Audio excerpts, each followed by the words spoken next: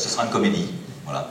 D'ailleurs, pour la présenter, j'aurais pu, finalement, ce que Félag a écrit, et que Catherine vous a lu tout à l'heure, sur la force du rire, sur ce moyen de résistance qu'est l'humour pour ceux qui sont opprimés, c'est à peu près, je crois, le sujet de cette comédie et l'enjeu que s'était donné l'auteur.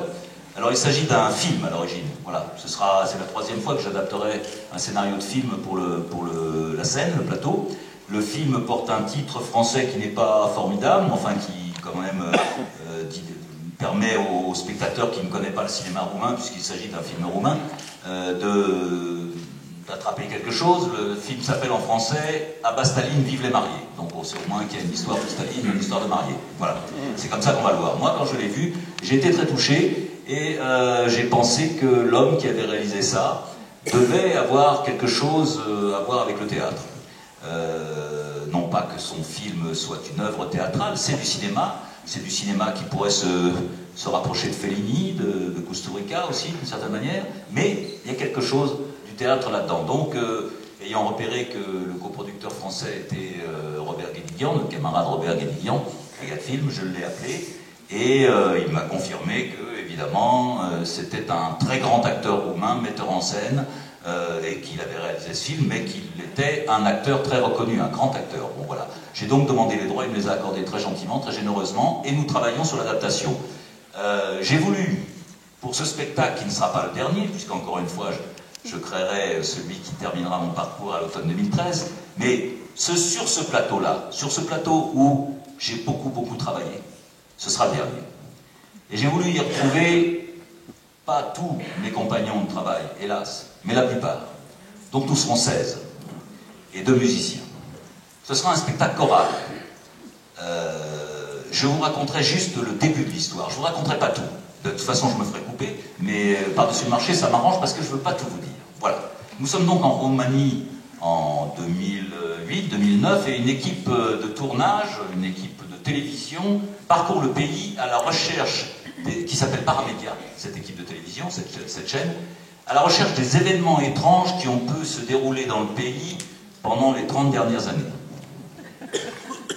Ils ont pris rendez-vous avec le maire d'une petite commune qui les attend et qui les entraîne dans une sorte d'endroit bizarre, étrange, une ruine industrielle où ils voient passer des femmes en noir au loin et où ils se font agresser par une vieille prostituée lubrique et insolente.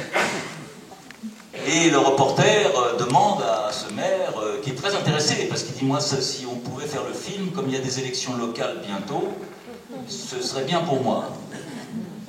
Les maires ont des responsabilités et c'est pas toujours facile pour eux. Et donc, il lui demande, mais qu'est-ce qui s'est passé, monsieur le maire, ici? Qu'est-ce qui s'est passé? Il dit, bah, ici, il y avait un village, mais les Russes ont rasé le village pour construire une usine, mais maintenant, les capitalistes détruisent cette usine pour reconstruire un village, mais ce sera un village de vacances. Bon, voilà. Et quand même, l'inquiétude montant, ils insistent, en disant, mais, monsieur le maire, il s'est passé quelque chose. Qu'est-ce qui s'est passé?